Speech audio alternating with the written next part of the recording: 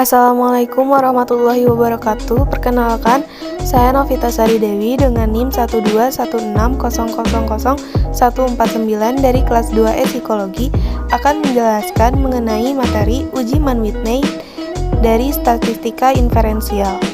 Adapun pengertian Mann-Whitney yang intinya yaitu melainkan untuk menguji perbedaan median atau nilai tengah dari dua kelompok independen.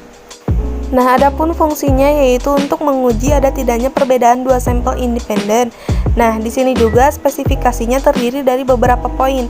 Poin pertama yaitu data terdiri dari dua gugus sampel acak. Yang kedua, data berskala ukur minimal ordinal. Yang ketiga, kedua populasi memiliki bentuk sebaran yang sama. Dan yang terakhir, fungsi sebaran dari kedua populasi hanya berbeda pada lokasinya, yakni mean. Di slide selanjutnya ada mengenai statistik uji, di mana terdapat dua statistik uji.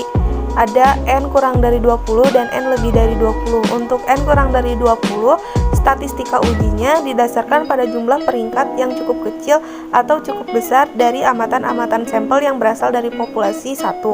Untuk rumusnya ada di sebelah kanan atas. Dan untuk N-nya lebih dari 20 yaitu menggunakan rumus yang terdapat pada sebelah kanan bawah.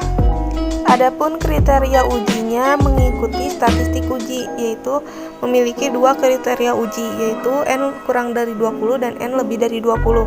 Untuk N kurang dari 20, H1-nya MX sama dengan MY, yang kedua MX kurang dari MY dan MX lebih dari MY.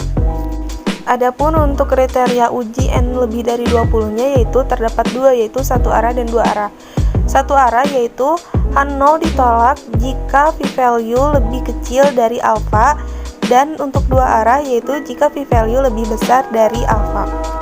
Nah, di sini juga terdapat kasus soal di mana penelitiannya yaitu apakah volume penjualan tahunan yang dicapai salesman yang tidak berpendidikan akademis berbeda dengan volume penjualan yang dicapai oleh salesman yang berpendidikan akademis.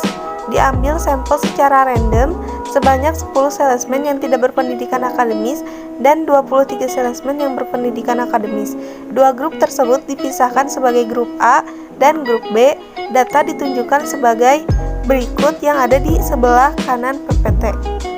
Untuk solusi pertama, tentu kita harus mencari hipotesis statistik dari uji tersebut gitu. Untuk asumsi pertama yaitu ada H0 di mana MX sama dengan MY, yaitu rata-rata volume penjualan tahunan yang dicapai salesman tidak berpendidikan akademis sama dengan volume penjualan yang dicapai oleh salesman yang berpendidikan akademis.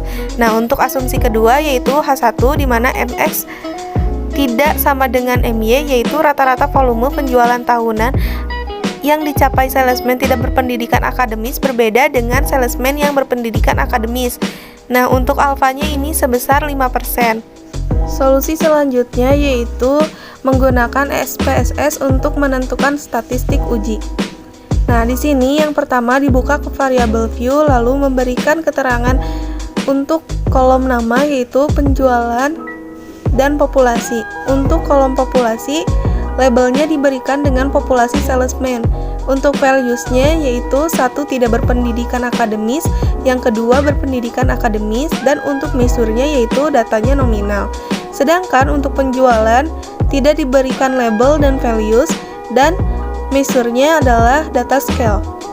Selanjutnya ubah tampilan variabel view ke data view, lalu masukkan data yang akan diuji Mann-Whitney menggunakan aplikasi SPSS. Jika datanya sudah dimasukkan, langkah selanjutnya adalah mengklik Analyze yang berada di atas, lalu cari yang tulisannya Non-Parametric Test, lalu klik To Independent Samples. Maka tampilan setelah mengklik To Samples yaitu seperti ini.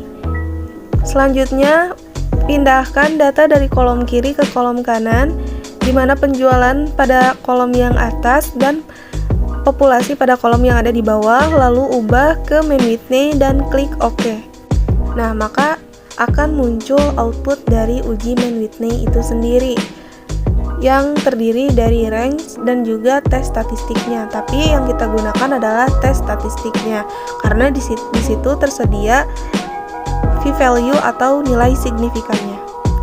Nah, dari hasil tes statistik uji Mann-Whitney ini dapat ditarik kriteria ujinya berdasarkan SPSS, di mana H0 ditolak jika p-value lebih kecil dari alfa. Dan di sini nilainya terlihat bahwa nilai signifikan dari uji Mann-Whitney itu yakni 0,001% yang merupakan lebih kecil dari alfanya, yaitu sebesar 5% atau 0,05. Maka kesimpulannya H0 ditolak. Dan berdasarkan hasil tersebut, maka dapat disimpulkan bahwa rata-rata volume penjualan tahunan yang dicapai salesman yang tidak berpendidikan akademis berbeda dengan volume penjualan yang dicapai oleh salesman yang berpendidikan akademis. Nah, sekian dari penjelasan yang saya sampaikan mengenai uji Mann-Whitney. Kurang lebihnya mohon maaf. Wassalamualaikum warahmatullahi wabarakatuh.